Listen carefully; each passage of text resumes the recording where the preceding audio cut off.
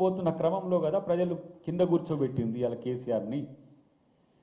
నాకు అసలు ఇన్ని మాట్లాడుతున్నా నాకు అసలు డౌట్ ఏంటంటే, మొన్న ఈడనే మాట్లాడిన నేను ఒకటి ఏంటిది, పాపం కేసీఆర్ ముసలోడైండు, హాస్పిటల్లో పడ్డాడు,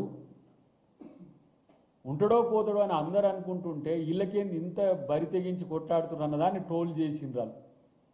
దయాకర్ ఇట్లా మాట్లాడుతుండట. కనీసం మీ కేసీఆర్ మీద కన్సోల్ అన్న ఉన్నదిరా బాబు.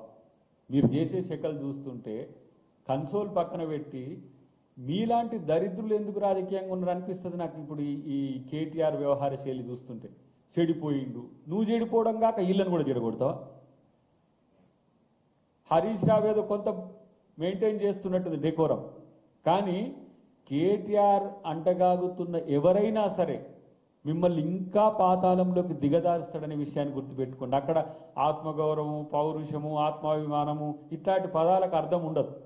వాళ్ళు ఏం చెప్తారో అది చేయాల్సిన అవసరం ఉంది. కానీ తెలంగాణ సమాజం చీత్కరించుకుంటున్న కుటుంబానికి మీరు మద్దతు ఉంటున్న క్రమం మీ రాజకీయ స్వార్థం తప్పితే ఇంకొకటి ఏమున్నది చెప్పండి. ఇక్కడ రాజకీయ స్వార్థం కోసం ఇంతలా వ్యక్తిగతంగా రాజకీయంగా దిగజారాల్సిన అవసరం ఉందా అనేది మీరు ఆత్మపరిశీలన చేసుకోవాల్సిన అవసరం ఉంది. కాబట్టి ఇక మాట్లాడదాం, మనం ఇష్టం వచ్చినట్టు మాట్లాడదాం, నోటికి వచ్చినట్టు మాట్లాడదాం, ఏముందిలే, ఏదో మాట్లాడితే మనల్ని అనేటోళ్ళు ఎవరు అని అంటే చిక్కుల్లో పడతారు, జాగ్రత్త. అది ఎవరైనా సరే, అది వ్యక్తులైనా మీడియానైనా. నేను కొంతమంది మీడియా మిత్రుల యొక్క థంబ్నెయిల్సే కాదు, వాళ్ళ వ్యూస్ కూడా మేము అబ్జర్వ్ చేస్తున్నాం. ఇవాళ అంతలా ఏమంటాము, దిగజారడానికి అంత పొటెన్షియల్ ఏముందని. ప్రభుత్వం చేస్తున్న మంచి పనుల మీద లేని శ్రద్ధ, పనికిరానోడు చేసే ప్రాపగండ మీద ఎందుకు మీకు అంత ఇంట్రెస్ట్? ప్రజలు కాదా లక్ష్యం? విమర్శించండి మమ్మల్ని, ఎవరొద్దంటున్నారు? విమర్శ కాదు, మీకుండే డెమోక్రటిక్ రైట్ను వాడి మీకు ఉన్న ప్రతి ఒక్క అంశాన్ని వినియోగించుకోండి. కానీ పనికిరాని సన్నాసులు పంచిన ఎందుకు చేరాల్సిన అవసరం ఉంది? ఇవాళ ఒకవైపు ఏమో మీడియా మీద అంత పెద్ద ఎత్తున దాడులు చేస్తున్నారు. మళ్ళీ ఎవరైనా మాట్లాడితే వాళ్ళ సంగతి చూస్తాం, ఇంకా ఇది కాదు, ఇది మొదలు కాదని ఇంకొక ఆయన అంటుంటాడు. ఈ పొడింగులు చేసిన పనులేందో మాకంత తెలియనట్టు పెద్ద ఏదో మాట్లాడుతున్నారు. ఇంకోటి, పోలీస్ శాఖ నిర్వీర్యమైపోతుంది. పోలీస్ శాఖ నిర్వీర్యం కాదు, మీ మీద జాలి. నిజంగా చెప్తున్నా, మీకు నాయకుడే లేని స్థితి ఉంటుండే రేవంత్ రెడ్డి గారు తలుచుకుంటే. ఒక్కడు బయట ఉండేటోడు కాదు మీరు చేసిన పనులకు. నలుగురికి నలుగురు జైల్లో ఉంటే మీకు నాయకత్వమే లేక దిక్కులేని పక్షులై తిరుగుతుండే.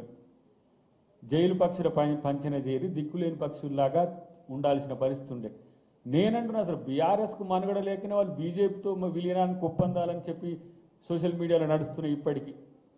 ఆయనేమో ఉపరాష్ట్రపతి అట, ఈయననేమో సీఎం క్యాండిడేట్ కానీ చెప్పి ట్రోల్స్ నడుస్తున్నాయి. బీజేపీతో బీఆర్ఎస్ పొత్తుకు చర్చ మొదలైందని చెప్పి నడుస్తున్న క్రమంలో ఇలాంటి ప్రకటనల వల్ల కొంచెం, ఎందుకంటే మావన్ మీద కొంచెం సానుభూతి ఉంటుంది ఆర్ఎస్ ప్రవీణ్ కుమార్ మీద. ఏంటంటే సమాజంలో కొంత కింది వర్గాల కొరకు చేసిండ్రు, ఆ వర్గాలకు చేసిండ్రు కాబట్టి ఆయన మాట్లాడే దాంట్లో నిజం ఉంటుందని చెప్పి నమ్మే అవకాశం కూడా ఉంటుంది. కాబట్టి మిత్రమా, ఇది తగదు అని చెప్పి ఒక చిన్న సాఫ్ట్ హెచ్చరిక లాంటిది మాత్రమే.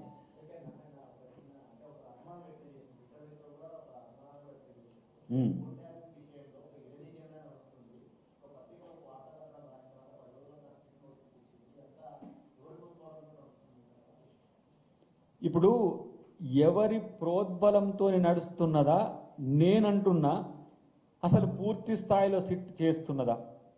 నా వ్యక్తిగతంగానే చెప్తున్నా, నా ఫోన్ ట్యాప్ అయిందనే అనుమానం నాకుంది, కానీ నాకు రాలే. అంటే నాలాంటోడు నేను అనుకుంటున్నా, ఇన్ మై నాలెడ్జ్ 2011 నుంచి నా ఫోన్ ట్యాప్ అయి ఉండే. హిడెన్ ఎజెండా కాదు, అంత పెద్ద ఎత్తున విధ్వంసకరమైన ఎజెండా ఉంది వాళ్ళది. ఎంతమందిని చేయాలి, ఏ రంగం అని చేయాలి?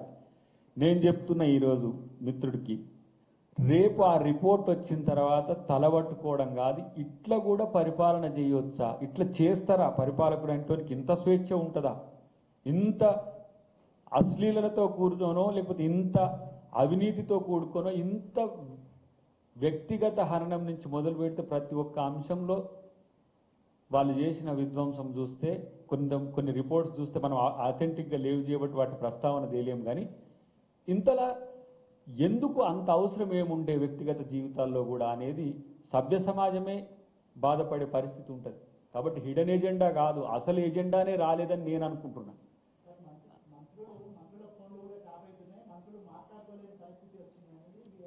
అది ఆయనకి ఎవరు చెప్పింది?